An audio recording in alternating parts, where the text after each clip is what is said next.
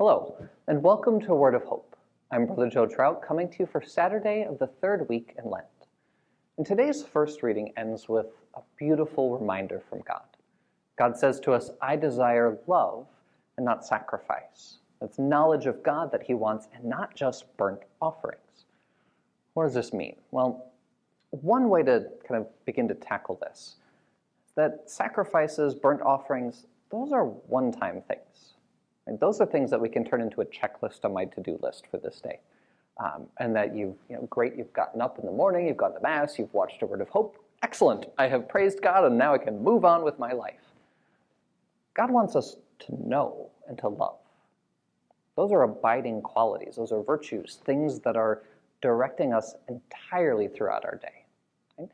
And they're not the easiest of things to build up. Within religious life, we have this long tradition of praying the Liturgy of the Hours, which can turn into a checklist that I do each of them.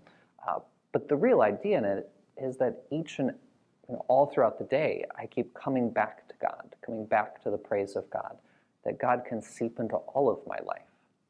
This is part of the history of praying the Angelus at like 6, noon, and 6. So at different points of my day, I keep coming back to God.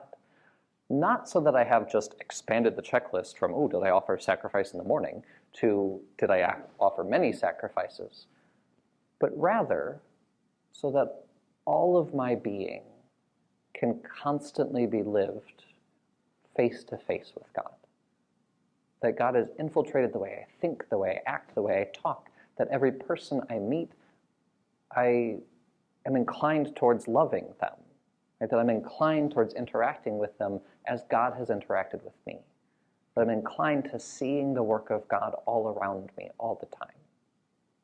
So I ask you just to ponder today, how can you today keep coming back to God so that you haven't just sacrificed a couple minutes of your morning, but are rather entering into the fullness of the life of God, to know him and to be his love in this world.